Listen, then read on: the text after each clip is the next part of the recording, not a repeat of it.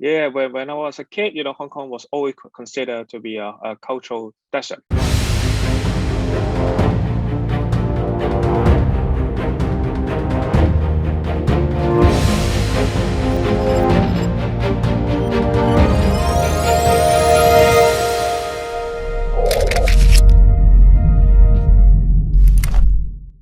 What's up, everybody? Ting here. Welcome to Be Super, where we interview high-achieving leaders so we may learn more about ourselves. Today, we have Heyman Eng, who has 10 years of art consulting, curating, and training in Greater China. He was the course leader of Christie's Education Asia, the head of press for Bonhams, co-founder of Collect Art, and the head of business development, Digital Art Fair. Welcome, my friend, Heyman Eng. I'm really excited about the digital art fair that's going on right now in Causeway Bay in Hong Kong. Yeah, we had the first edition last year. The one that we're having in Causeway Bay is just a pop-up show of our sister company, Artifice. So it's small scale, but yeah, still very cool. Love that. Love that. You did the first one in Hong Kong, which was at right in Central, right in the heart of Central, which is huge. Yeah, and we had the pleasure to invite Joyce to come as one of the speakers for our seminar. So yeah, it was really well received, and we are very, very honored. And Joyce, my wife, who's a prominent photographer here in Hong Kong, was very happy to be a part of that art panel because things are changing. Well, so let's jump into it here. I really want to get to know you because you have a really interesting background, very international, and it spans across multiple disciplines. I think firstly, how did you get into art? Because Hong Kong is not a place where you exactly just, are surrounded by it. Yeah. Now it's getting better, but before it was almost non-existent. Yeah, when I was a kid, Hong Kong was always considered to be a cultural desert. So no cultural activities like things that we see in overseas, like bring kids to museums or galleries in classical music shows, for example, nothing there. And I grew up in an environment that, it's a very typical kind of middle class family. My parents are from finance, very, very busy. So I do my own things, and I'm not very keen to study or whatever. I just want to play, enjoy life, And then I realized maybe it's time for me to do something. So, and then I kind of follow my path, the path of my parents. I study economics, both for my degrees and masters. And then I came back, joined fund of hedge fund company. Then I found out it's really not my thing because I'm not that aggressive enough in terms of dollar sign. So if you give me a deal, a million or billion, it makes no difference to me. Now, I'm not that excited. There's a guy from Ivy League school and who joined the team at the same time as me. He was so excited, like he was thrilled to get a deal, like a billion deal or whatever. But it's not necessarily applied to me. So I was like, oh, maybe I should move on and find something else. And I was lucky enough to get hired by a mid-size international public relations consultancy. This is how we met. Joyce and you, right? And then I was assigned to the art team, which I was fortunate to work on big accounts or clients like Art Hong Kong, which was later on acquired by Art Basel Hong Kong. So this is how I got into the art world, and then I got into different art-related projects, which is including helping different international galleries to settle in Hong Kong art market. Big galleries like White Cube, Simile, Gary Palatine, a lot of international galleries, and that's how I got my exposure into the art world, and the rest is history. Wow. So let's talk about the non-interest in money, because Hong Kong is an expensive place to live, very expensive. I mean, in fact, it's almost ingrained in us. A Hong Kong person will be like, oh, how is that person making money, or how do they make money if they see a business? And it's almost programmed into your mind, which is totally understood because just the cost of living is so high. But yeah, what is it for you? Like why do you think that? Why do you think that you were? Yeah. So when I was done with my master's degree, I was like 24, 25 years old, and I was still kind of like living with my parents. So money wasn't really my priority. My priority was to find my passion. to see which path I should really pursue, right? I gave myself like 5 years time. Before 30 years old, I have to settle down. And I was lucky enough in the age of 25, I was in the art business, and I was truly inspired by all the people and clients that I work with, the artists especially. That's why I put my 100% effort into it. I did different courses to equip myself with the right kind of knowledge and with the experience. I was more like on the job training. I used to do 20, 30 exhibitions every year. And I think it really helps me sitting at the front line to meet with the artists, the dealers, the collectors, etc., to see what they need. As an art advisor, I had to do to add value to them. As time goes on, it was really quick. Like within 2 years, I was invited by a friend of mine, Stephanie. We co-founded a boutique agency together, and the business went really well because we were really the first consultancy focusing on art and culture projects in Hong Kong. And then the company expanded very quickly, and then it was later acquired by R-eview, one of the biggest PR agencies in the world. Yeah, this is how I started my art career, and I was hired by Bonhams and Christie so that I had an opportunity to get the exposure of how the secondary market works in Hong Kong and Asia, so that my background kind of more complete, because I used to work more on the primary market, which is mainly dealing with galleries and dealers, and then now I have equipped myself with the experience of how to selling the artwork for the collectors in the secondary market. So this is how I grew up in my art journey.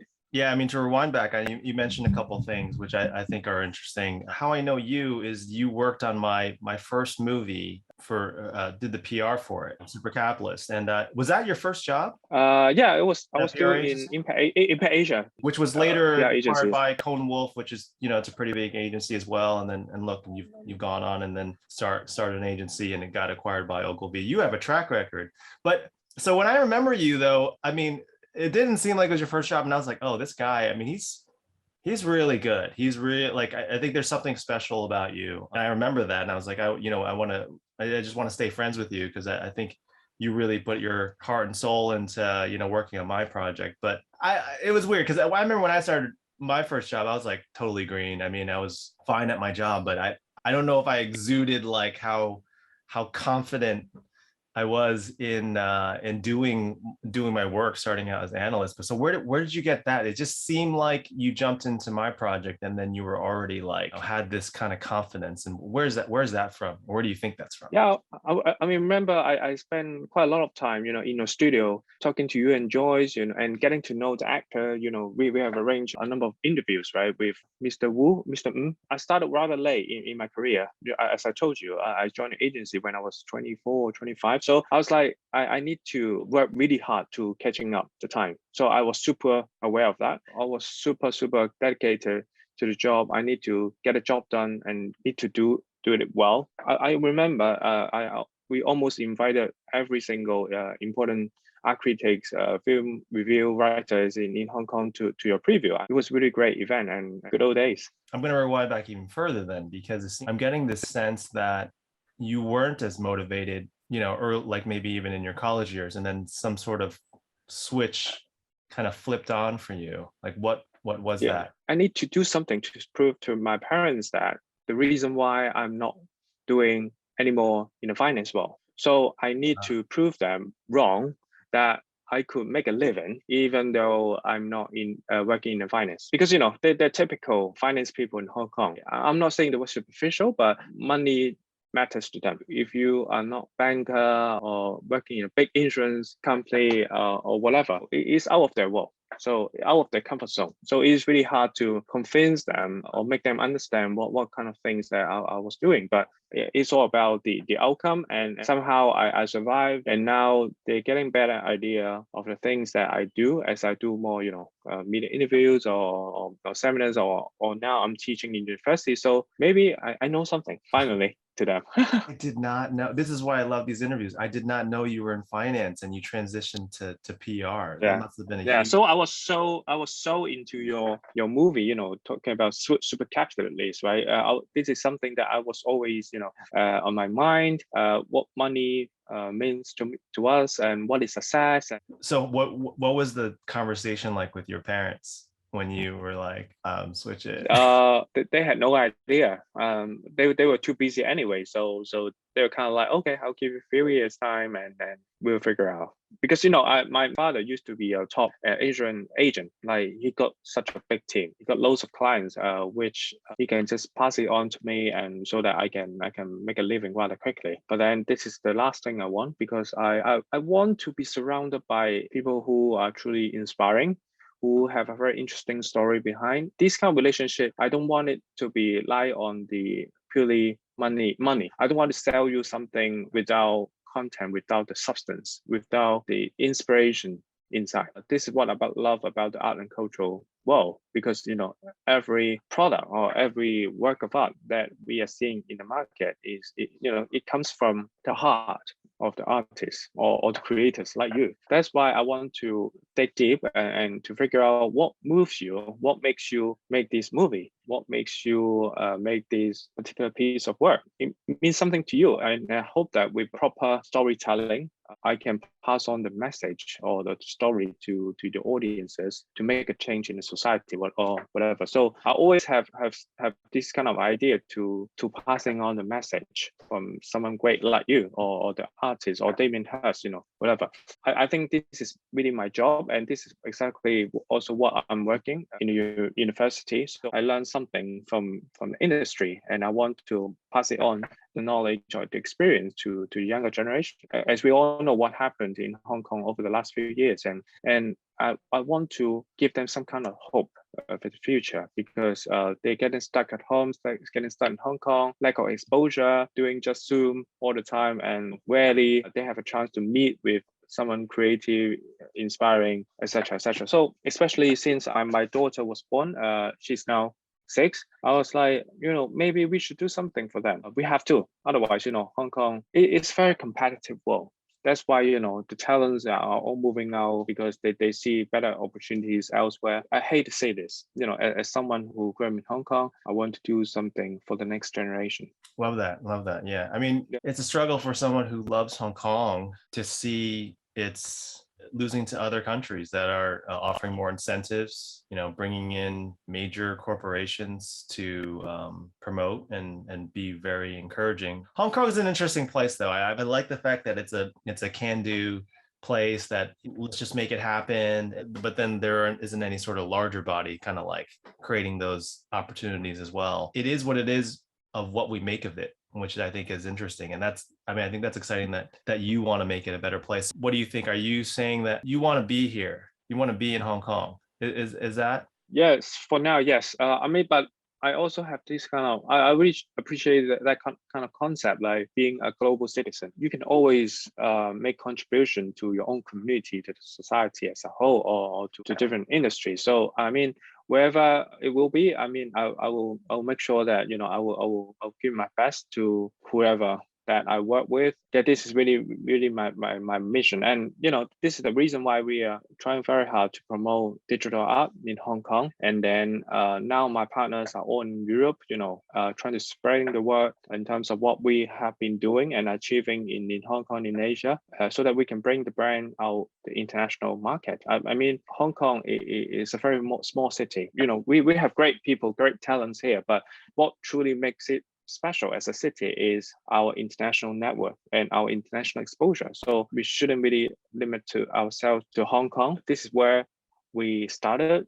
This is an important city, important market to us. But at the end of the day, it's all about making use of our resources and connection to make it truly a global brand, to really make an impact internationally. So this is also the reason why you are making the film here. Maybe you're launching in LA, you're doing a premiere there. That's why the travel restrictions really, it's truly damaged Hong Kong's reputation as an international city. I can't wait to, fly to London, Japan or Taiwan to meet friends of mine and other industry leaders to really exchange ideas. I mean, it's very, very important. I mean, we have been doing Zoom for years, and I don't think it's going to help in terms of business. We need to meet people to make things happen. Just like, you came to our exhibition last week, and then we're having the chat now. So I think it's still very important. And this is also reason why we put a lot of focus on putting together a physical environment, a physical exhibition to promote something very digital. Or even NFTs. We'll continue to do that, and as Hong Kong, is considered to be the greatest, Asia international city. I mean, I hope that we all, with our hard work and dedication, we can win back the reputation in years to come. What do you think the obstacles are to bring both sides together? Because I think you did that's what I noticed on our movie, that you did a great job in that, is that you linked these international press with the local press and just made it so seamless. And what do you think really worked for you and didn't in your work? What's working and what's not, and what do we need to do to be better? Yeah, I mean, the exposure is really, really important. This is also what Hong Kong was playing for, because the hangover. I think we're putting more focus on the mainland China market, which I totally understand. I agree, but then we kind of losing touch on the international side of things, like how we talk to the expats, how we engage the foreigners, how we talk to the overseas community, etc., etc. So I think English is such a big thing. I've been teaching Hong Kong youth for the last 3 years, and I can totally see that the great students, they will continue to be great. They came from top school, they came from a wealthy family, speak perfect English, and travel around the world every year.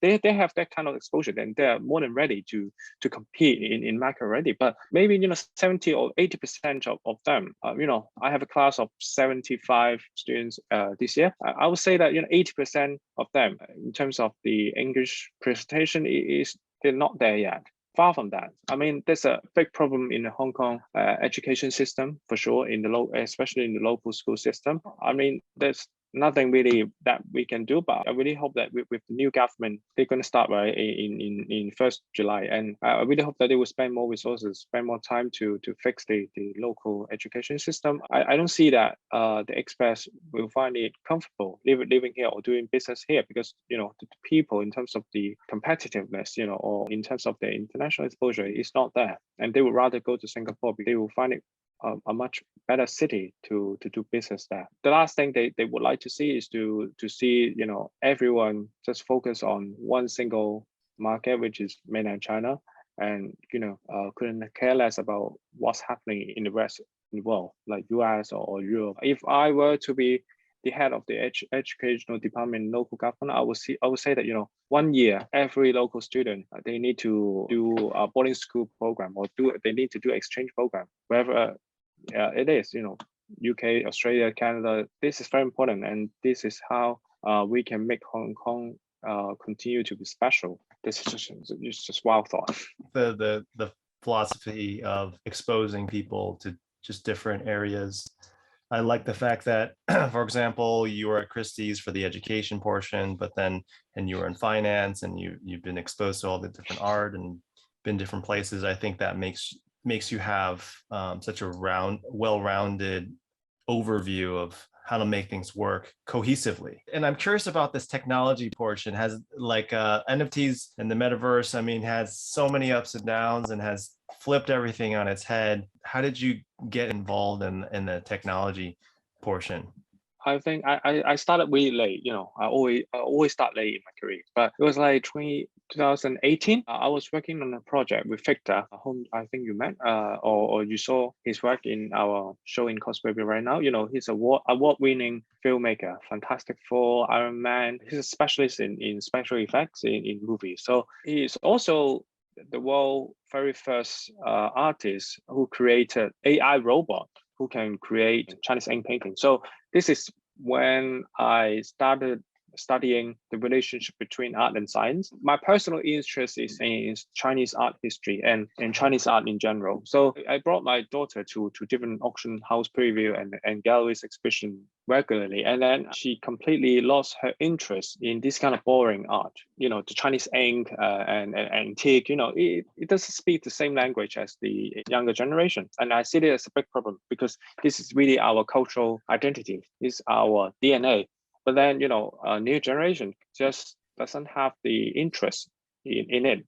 And I completely understand why, because it's not engaging, it's not fun, and you gotta study really, really hard to understand the philosophy behind it. It's not like those very interactive digital art and funny pop art, for example. This is the reason why I think that maybe science or technology could be something that would help us to recreate the experience of Chinese art and reintroduce it to the younger generation.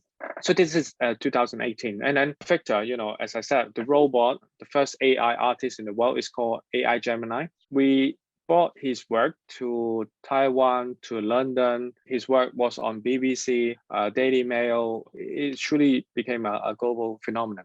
His work was collected by some of the biggest collectors in the world, the biggest Chinese contemporary art collectors in the world. It was also collected by the president of the Swire Group. It was quite a success, and it also gave us a lot of encouragement in terms of how to combining art and technology in whatever we do in the future. And then last year, we connected with the founder of the digital art fair, Jillian, and then he told me about her idea of founding an art fair, but focusing on NFTs and digital art. It was even before the Beeple time. We did it completely due to our passion for engaging the next generation, because we also share a view that we need to create something new in this digital era, which is true. And then we got 6 months to prepare for the fair, and we were very lucky. We have some of the biggest sponsors and partners in the world, like Sotheby's, like Samsung, to support our fair, and then the result was really encouraging. Like we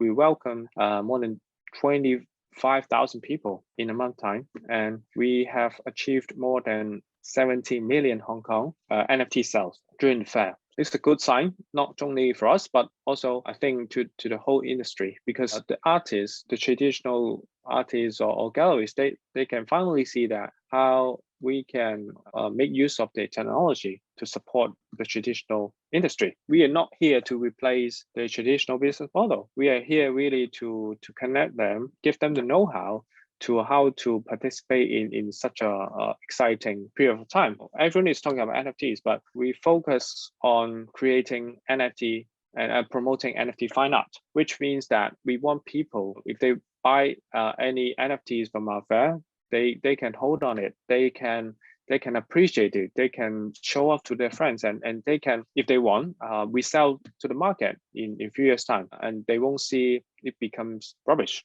Because as I said, 99% of the NFTs that we're seeing now will become rubbish because there's no content into it, there's no substance into it, there's no storytelling. The artists that we are working for, they're all real artists. They have been in the industry for years and they have good track record. They have been exhibited in different museums around the world. We just want to make use of technology to help them better engage the next generation. And in the meantime, also the next generation they will never walk in to the museums and galleries anymore. We just don't have this kind of cultural environment or ecosystem in Hong Kong. So I think we need to have something else to attract them to appreciate the what's fun. And I think digital will be a very good way for us to do that. So we can't wait to share more with you all our plans for the second edition of the fair this year. Yeah, I loved how interactive it was. It definitely wasn't like a stuffy, like white-walled place. Not that I don't appreciate it. I mean, I love going to the Met, for example, but that's its own thing. And my son loved it, as you know, every inch and corner of your exhibition. What is the future? What are the plans that at least that maybe you could share with me? Like, where do you see this going? I mean, it's just the beginning. So I will only see that more and more traditional artists will be open to this new opportunity. It's really up to us as the middleman to introduce this whole new idea to them. for sure, there will be some people who feel threatened by this new technology because they see that, you're promoting something that's completely out of the box and you're stealing all the collectors from the traditional art field to the digital art world, which they see as, all these crap profile picture like NFTs. But, it's much more than that. And this is exactly why we are very keen to promote this NFT fine art concept to the market. We want people to come to enjoy the show and to see how we curate shows like the one that you see in Causeway Bay. The feedback has been really positive. So I guess we will continue to connect the traditional artists with maybe the animation specialists to see what they can come up with working together to turn traditional two-dimensional kind of oil painting into like a 3D animation work. I think it's going to be the future. I think that this is also what the next generation, the Gen Z, would like to see. Because they grew up in such an environment where they would see the iPads, the Zoom, the iPhones, from a very young age. As an art and culture promoter, I think we need to come up with something new to re-engage them. Otherwise, it's a dying business. As a Chinese art lover, understand the beauty of the traditional art and the history behind, the heritage behind. But let's go to the Hollywood Road to see all those Chinese antique shops. Would you see like people like me, like you, under 40s, 30s, to just walk in and appreciate it? Not really. It's a problem about the presentation, the curation, the storytelling. So I think here we are really here trying to set up a new standard to reconnect the art world to the younger generation. This is really our mission. And I will see that, the digital art world will only become bigger and bigger. And this is the reason why this year we try to work with some of the biggest galleries and dealers and auction houses to try to really gather everyone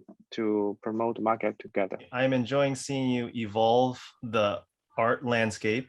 I'm enjoying seeing you evolve Hong Kong and making it a great place to visit and live. Can you tell me maybe a little advice for any upcoming artists or young people? Like, what would you tell them how they can be a part of this movement? As I said, it's all about exposure. So go to, and plus, I still collect traditional art. I still see traditional art shows and art fairs, etc., etc. It really helps in terms of having your own taste of things and building your own aesthetics of things. So it's very important. Go to see as many events or art shows as possible. I think it's the best way to learn it. This is how I build my career in the art world. So, and secondly, to really catching up with what's happening in the NFT world. It is going so fast, and just Google the top 10 NFT artists in the world and see what they do. And I mean, it's very important to have that kind of idea how to go beyond and make yourself relevant in the local market. I think that is very important. Whatever happening in the US market, not necessarily apply to Hong Kong or Asia. So I mean, Asia NFT is still such a new thing. There's lots of opportunities for us to really grow the market together. And I just hope to see more and more young talents coming up and show me what they think about the market and tell me what's the missing link and how we can do something to fill in the gaps and to address all the pain points in the market. I really rely on them because I come from to be completely honest, I also come from traditional art background. So I have my own certain blind spots when it comes to digital art. I'm also new to it. So even though I'm now standing in a position to be the head of department, but I need new blood new talents to tell me how we should do things. It's all about, exchanging ideas. I'm sure that, the incredible ideas, whatever it is that they have, I'm sure the market will going, strength from strength. Do you think that you were, when you were growing up as a person, a natural leader? Was that something that you had always found, or is that something that are you an introvert, for example, that you don't, what do you think your